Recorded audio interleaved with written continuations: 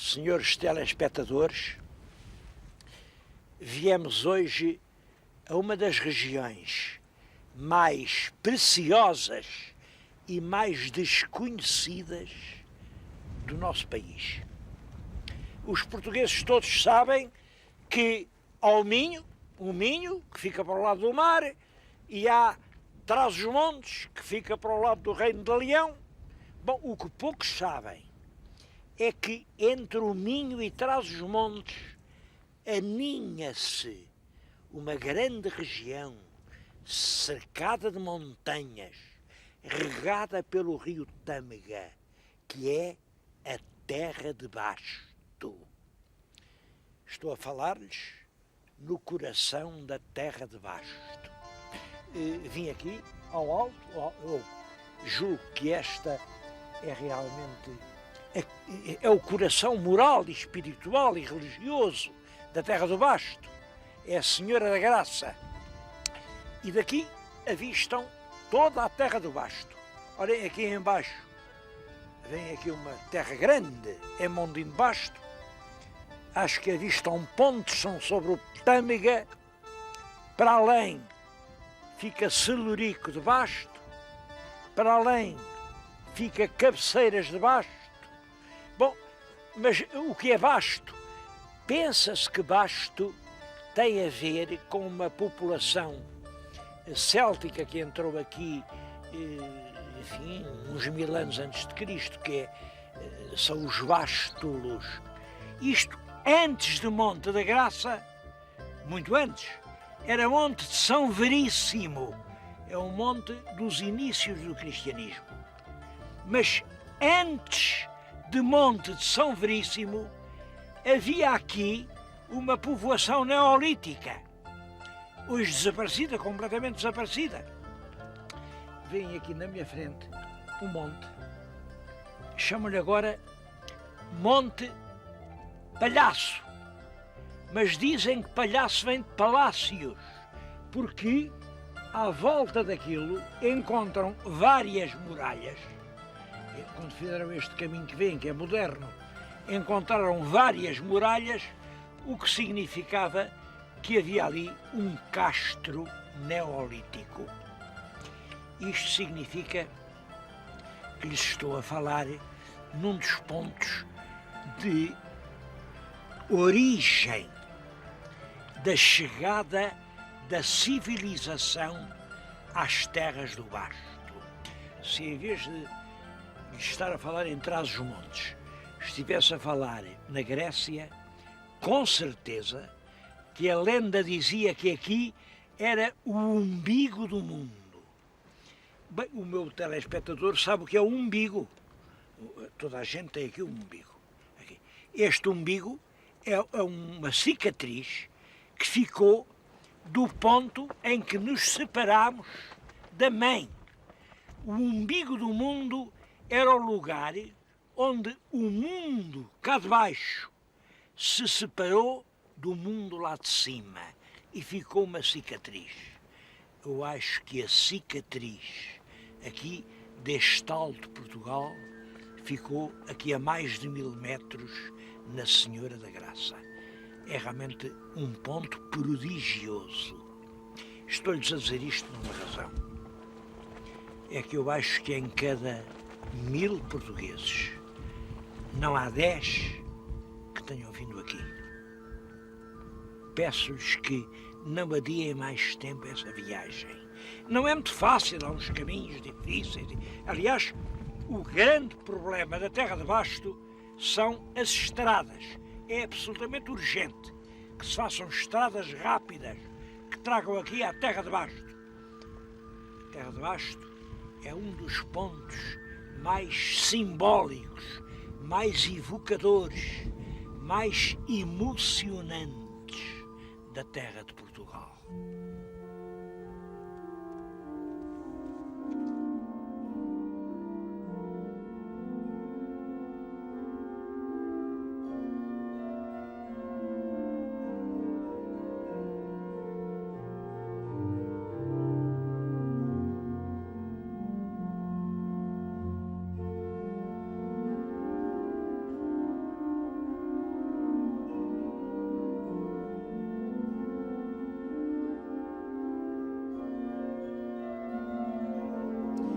A imagem da Senhora da Graça, que hoje está no altar, é já uma cópia, porque a outra está guardada. Tenho aqui uma imagem dela.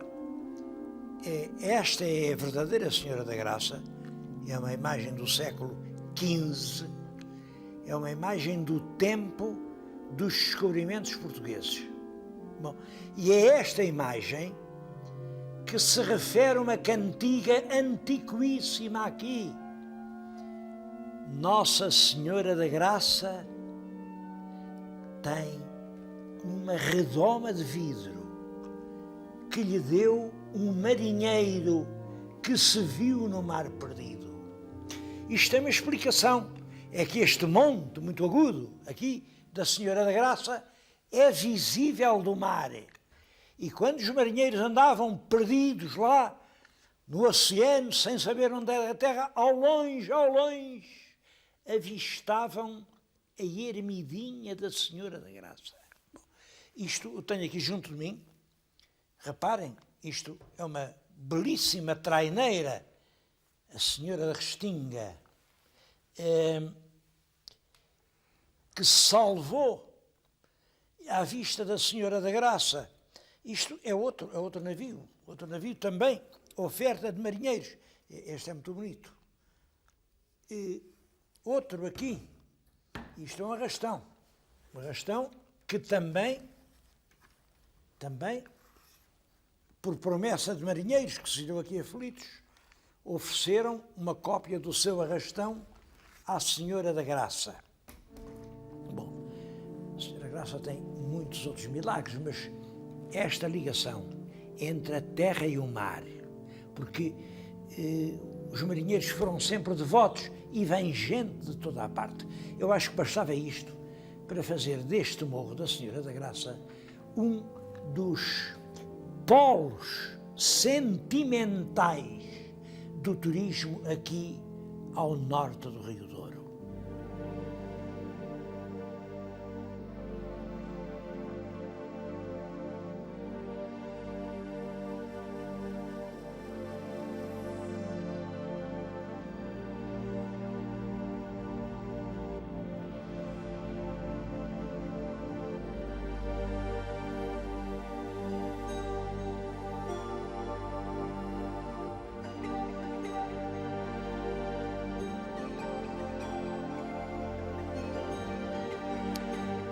Esta terra de Basto, como unidade administrativa, é realmente muito antiga. Não admira porque há aqui minas de estanho. O estanho, desde o início da Idade dos Metais, é explorado para o fabrico do bronze e isso atraiu aqui populações vindas de longe. É isso que explica, creio eu, que haja aqui grandes jazidas arqueológicas, que infelizmente estão bastante mal exploradas. Vamos lá. Assim como monumentos muito antigos, há este castelo da Arnoia. Eu estou no castelo, é um pequeno castelo, bem conservado. Há muitas hipóteses, há quem diga que isto é do século IX, portanto, quando os monarcas leoneses ainda estavam em guerra com os sarracenos. Há quem diga que é mais antigo, que é árabe. Há até quem diga que é romano. Olhem, é isto que está na nossa frente. Tudo isso são especulações. O castelo, por agora, tem um aspecto nitidamente medieval. Agora, o que ele tem é uma espécie de auréola de lendas, e de lendas muito significativas. Queria-lhes contar uma, é registada em todos os autores que tratam disto, e que é uma lenda curiosa. Diz que havia ali um alcaide que gostava muito de meninas. E aqui embaixo, porque a sede da Terra de Baixo era aqui embaixo, havia duas moças, irmãs, que tinham uma padaria, coziam o pão da aldeia, e o alcaide apaixonou-se, interessou-se muito pela irmã mais nova.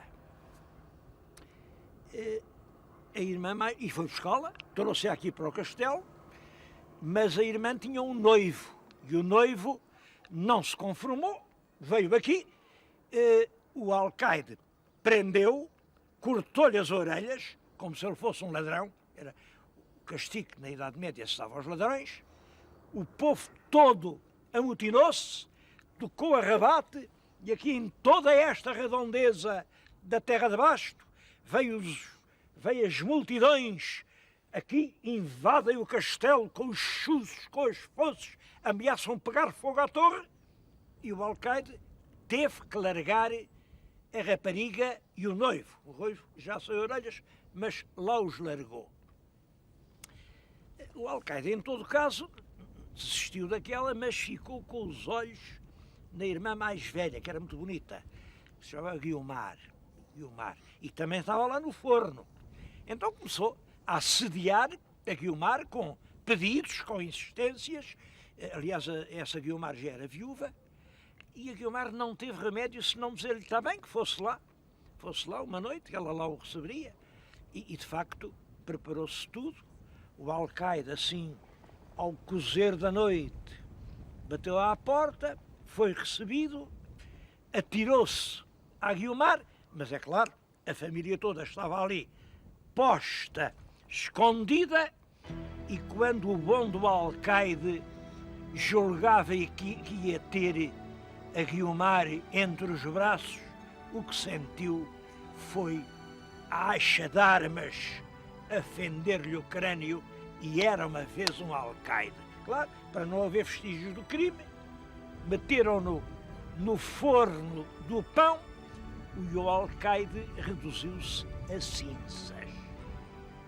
Bem, a lenda acrescenta que o criado do alcaide tinha ficado cá fora com o cavalito, foi dar a saber, então o alcaide que é feito dele, e que eles ainda pegaram no rapaz e atiraram-no também lá para a fornalha, e que ele também desapareceu.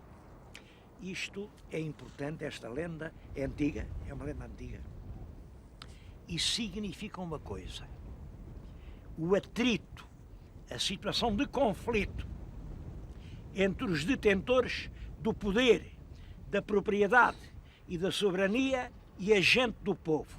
Realmente, aqui, esta terra de basto foi sempre a terra de fidalgos, palácios, torres, gente grande e, ao mesmo tempo, uma população humilde que lavrava a terra, colhia o pão, plantava as searas. Bom, um dos vestígios é o imenso número de casas senhoriais, casas com torres, vestígios de grandes famílias que há aqui na Terra de Basto. Eu penso que passam de 200. Uma nota muito simpática que eu queria dar é que uma grande parte delas hoje já não tem essa soberba orgulhosa de outrora, já não são ali fortalezas fechadas, impostas ali, não. São lares abertos, simpáticos, hospitaleiros, turismos de habitação abertos a quem passa. Algumas dessas casas têm histórias muito curiosas. Eu quero só contar-lhes duas, mas são duas histórias importantes.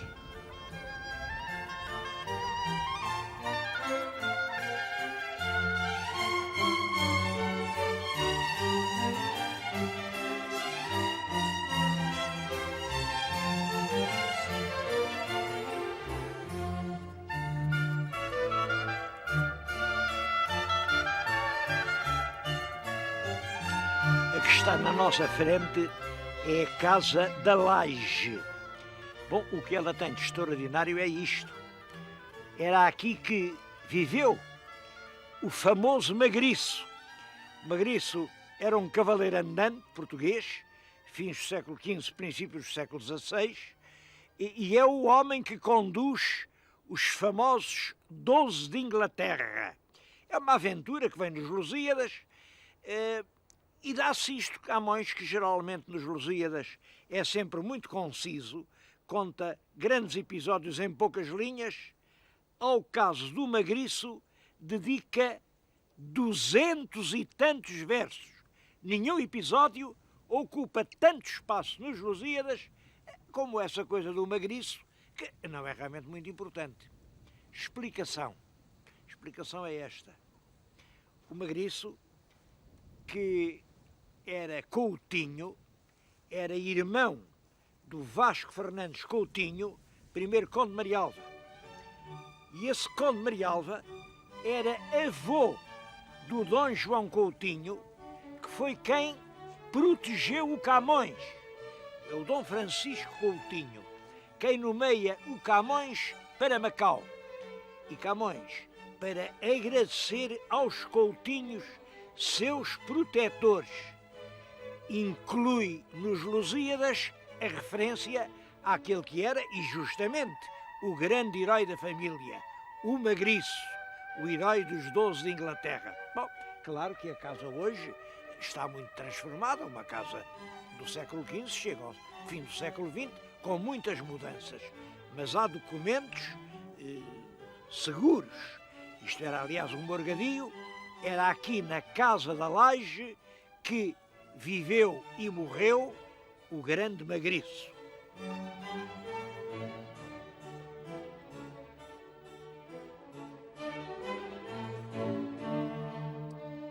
Um outro lugar com muita história aqui na Terra de Basto é esta Quinta da Taipa. Estou-lhes a falar aqui num caminho que liga um velho palácio, hoje quase nem parece um palácio, a uma capela de um amigo do Sá de Miranda. Ora bem, foi aqui a passear neste caminho que estão a ver, aqui a passear, que o Sá de Miranda escreveu a famosa carta.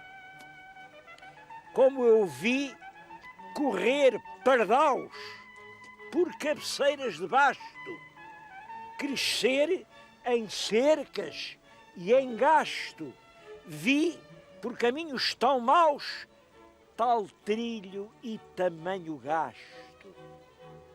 E depois diz ele, nessa hora os olhos ergui à casa antiga e à torre, dizendo comigo assim, se Deus não nos vale aqui, perigoso inimigo corre. A ideia é esta. Isto está afogado de dinheiro, é como se eu dissesse, as nossas aldeias estão cheias de dólares, mas o uso que estão a fazer do dinheiro é perfeitamente suntuário e inútil. Nessa altura faziam cercas, que eram muros, acho que eram estes muros que estavam aqui, estes e outros. Agora não são cercas, são piscinas, são automóveis, são moradias.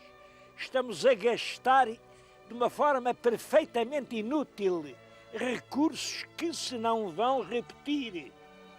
Bom, só que o bom Sá de Miranda, este é um homem que está a falar no princípio do século XVI, diz que então volta os olhos para a casa antiga e para a torre, ainda ali está a casa antiga, a torre já caiu, e diz, Deus nos valha que por este caminho não vamos longe.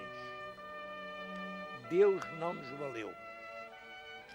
A previsão pessimista do Sá de Miranda confirmou-se inteiramente. Nós não fomos capazes de investir de um modo produtivo os tais pardaus. Pardau era a moeda indiana, quer dizer, o tal dinheiro que vinha da Índia. E depois de um século XVI, rico, opulento, esbanjador, vamos cair nos tempos sombrios e miseráveis de um século XVII.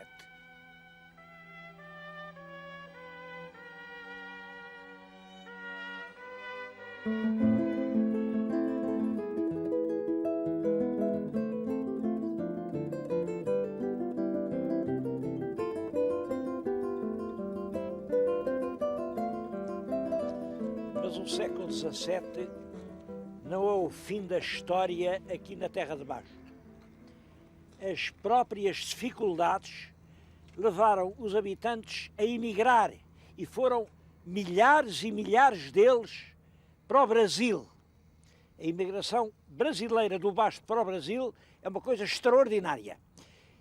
Bom, e muitos voltaram. Voltaram e dá-se aqui, na Terra do Basto, uma coisa que é única em Portugal. Vêm os pobres imigrantes, gente que foi para lá sem nada, com um saquinho, com os últimos bocados de pão, com uma mão atrás e outra à frente, voltaram ricos, fizeram casas e nas casas que fizeram construíram torres medievais. É um caso único em Portugal. O imigrante que vem do Brasil faz torres senhoriais, evidentemente inspirado nas torres que tinha visto quando partiu. Aqui os grandes eram senhores com torres e ameias. Os pobres, quando voltaram, fizeram ameias e torres. Eu acho isso uma história realmente bonita, sem dúvida bonita. E aí começa a região do Basto nova, uma região que rapidamente se desenvolve.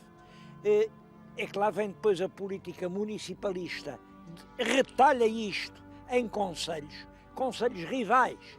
Este puxa para aqui, aquele puxa para ali. Eu penso que existe e é tempo de fazer ressuscitar a unidade administrativa da Terra de Basto. Terra de Basto, eu não sei ao certo os habitantes, mas aqui este concelho em que estou a falar, o concelho de Solurico, eu centrei isto em Solurico, não admirem, porque foi aqui em Solurico que eu estive instalado, mas isto tem 4 concelhos, Solurico tem 22 mil habitantes, o número que vem a descer, porque realmente aqui há poucos empregos de trabalho para os jovens, é o drama de todo o interior português, mas admitindo que nos outros 4 concelhos há assim números de habitantes semelhantes, podemos pensar 4 vezes 20, 80 mil portugueses. E 80 mil portugueses não são assim, não pensem que... Porque eu gostava de dizer os portugueses são todos iguais. Não são. Aqui, esta Terra do Basto é um semental de cabeças. É uma gente excepcionalmente dotada. A gente fala com esses garotos, isto é realmente um viveiro de gente para fazer o país andar para a frente.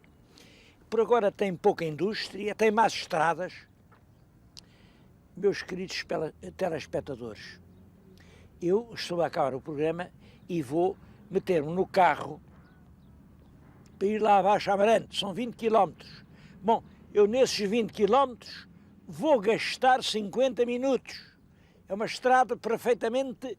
Bom, quando isto acabar, quando realmente estas terras ficarem percorridas por vias rápidas, quando se compreender que estas pequenas e embrionárias indústrias têm que ser grandes polos industriais, porque aqui há um dos melhores vinhos do país, o Verde do Basto.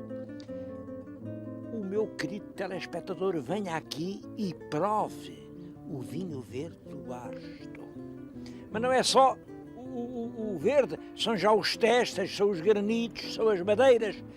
Tem condições para fazer polos de indústrias extremamente importantes. Não duvido que quando isso acontecer e quando acabarem estas rivalidades mesquinhas entre os pequenos quintais que hoje dividem a Terra de Basto voltará a ser uma das regiões mais produtivas, mais florescentes, mais gloriosas do nosso país.